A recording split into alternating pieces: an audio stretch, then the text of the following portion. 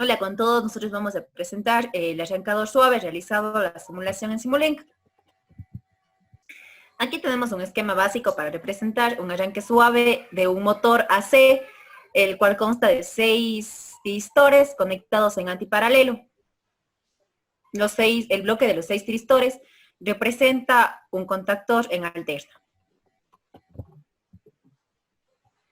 Entonces, un arrancador suave controla la tensión de alimentación, limita la corriente y el par de arranque, permite controlar el arranque y parada de motores trifásicos de inducción, ayudando a proteger el motor y contribuye al ahorro de energía. Controlan la tensión eficaz de entrada al motor desde 0 hasta la nominal de funcionamiento para el arranque y al contrario para la parada. Tienen como objetivo administrar el voltaje acelerando o desacelerando según sea el caso. Sin el arrancador suave se generarían variables de tensión, las cuales a largo plazo generan mayor mantenimiento y pérdidas de recursos. En la imagen siguiente podemos observar la tensión que existe en el motor con un arranque directo, lo cual vemos que el 100% del voltaje, es decir, el voltaje de entrada, se dirige en su mayor porcentaje hacia la máquina, mientras que con un arrancador suave, que es la imagen morada, se puede observar que primero arranca con el 30% y así gradualmente llega hasta un 70% de voltaje y así entonces continúa hasta el 100% a llegar a la máquina. Es decir, no llega todo el voltaje al 100%, sino llega por partes. Mientras que con la corriente del motor se puede observar que en la gráfica verde arranca con una corriente de pico máximo y esta va disminuyendo conforme la velocidad aumenta. Se puede observar que con la imagen morada es un arrancador suave, arranca con una corriente que sería más o menos por el 30% y esta aumenta conforme aumenta la velocidad. En un punto máximo esta llega a ser constante, es decir, el motor llega a consumir una menor cantidad de corriente. Entonces, su funcionamiento está basado en limitar la corriente y regular el voltaje que llega al motor para evitar un mayor mantenimiento en la máquina. Aquí en la imagen se puede observar distintos tipos de arrancadores suaves. Bueno, a continuación vamos a presentar las ventajas y desventajas que posee el arrancador suave. Como ventajas tenemos control total del arranque del motor, menor desgaste mecánico del motor, un ahorro eléctrico, la protección del motor, facilidad de operación y mantenimiento. Garantiza una operación segura y confiable. Y como desventajas tenemos un coste más elevado y el par reducido en el arranque. Ya, bueno, en esta parte vamos a presentar el esquema que utilizamos para realizar el análisis y es realizado en Simulink. Bueno, en esta parte tenemos el esquema simulado del arrancador suave, está realizado en Simulink y bueno, aquí vemos que tenemos las alimentaciones. En la primera alimentación vemos que tenemos un voltaje pico de 375.6 con desfase de 0 grados. En la segunda tenemos un voltaje pico de 375 igual con un desfase de 120, menos 120. Y en el tercero también el voltaje pico de 375 con un desfase de 240. En esta parte de aquí podemos observar que tenemos el generador de escalón, el cual nos da los ángulos de disparo de los tiristores. Podemos observar que en 0 segundos obtenemos un ángulo de 120, en 0.45 segundos un ángulo de 100, en 0.9 un ángulo de 80, en 1.35 segundos un ángulo de 60 y en 1.5 tenemos un ángulo de 0.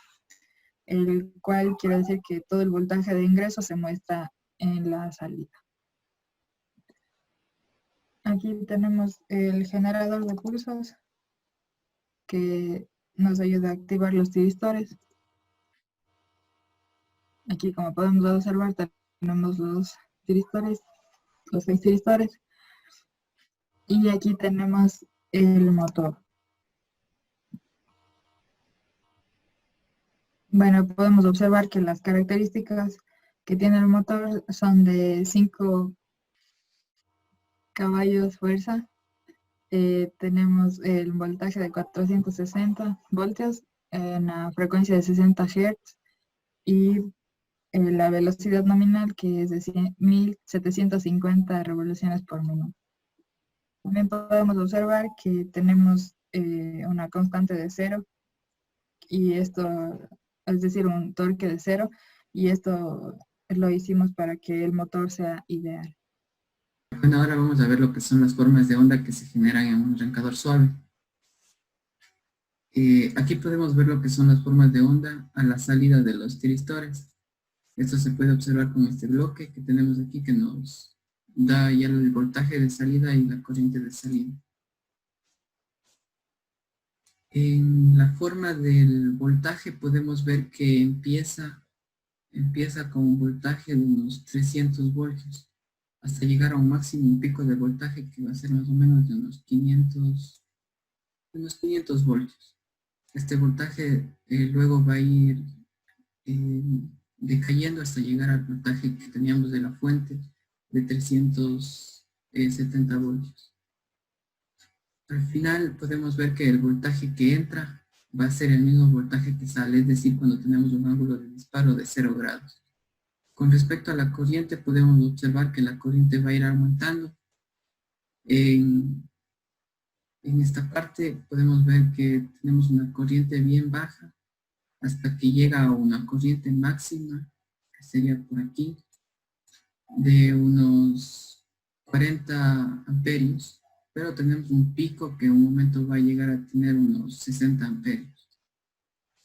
Después de que ya se le da el voltaje total, es decir, el voltaje que ingresa va a ser igual al que sale, la corriente va a bajar hasta llegar a consumir en su totalidad una corriente de 5 amperios pico. Bueno, ahora lo que vamos a ver son las corrientes en el estator. Para eso podemos ver en este osciloscopio. La gráfica superior nos muestra las 3 corrientes que vamos a tener en el estator. En la gráfica de la mitad tenemos una sola corriente, en la cual vamos a observar más detenidamente. Y en la gráfica de abajo lo que vemos es la velocidad del motor. Si nos fijamos en el generador de escalones, podemos ver que en un tiempo de 0 segundos vamos a tener un grado de disparo que es de 120. En 0,45, que es más o menos aquí, tenemos un ángulo de disparo de 100. En 0,9, que va a ser cuando el motor ya empieza a girar, vamos a tener un ángulo de 80 grados. Es decir, con un ángulo de disparo de 80 grados, el motor ya empieza a girar. Después en 1,35 segundos, que es por aquí, cambia el ángulo de disparo a los 60 grados. En los 60 grados vemos que la velocidad aumenta, tiene una pendiente más inclinada.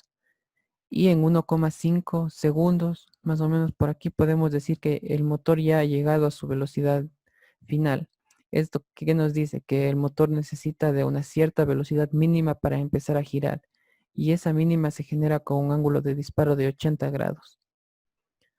Ahora podemos observar que la velocidad máxima a la que llega el motor es de 1798 revoluciones por minuto, que era más o menos la especificada en el motor, en las características que vimos. La, la corriente que vamos a tener en sí ya cuando el motor ya está estable, podemos ver que es de 5 amperios. Es la misma que la que teníamos ya en la entrada de los voltajes en el otro osciloscopio, es decir, en este osciloscopio de acá. Bueno, entonces, ¿a qué queremos llegar? Esto nos dice que el motor, por lo que va girando poco a poco, es decir, va adquiriendo la velocidad poco a poco, no se llegan a picos máximos de amperaje. El máximo que llega en esta señal va a ser de 40 amperios en una sola línea. En otra línea se puede decir que vemos aquí un pico que más o menos llega a unos 60, pero va a ser solo por un segundo. Y esto, si es que nosotros la comparáramos con un arranque directo, nos estaría llegando a unos 70 o 80 amperios, dependiendo del tipo de motor que estemos ocupando. Bueno, como conclusiones tenemos que el variador de frecuencia convierte la alimentación de la red a otra frecuencia basándose en la rectificación y posterior conmutación a alta frecuencia. El variador de frecuencia, a no ser que sea un convertidor CA a CA, tiene una etapa intermedia donde almacena energía llamada DC, cuyo voltaje DC es un parámetro muy importante para el funcionamiento del variador. El voltaje de salida de un variador no es senoidal, más bien es PWM, pero la corriente no lo es. Un variador de frecuencia es una potencial fuente de ruido electromagnético.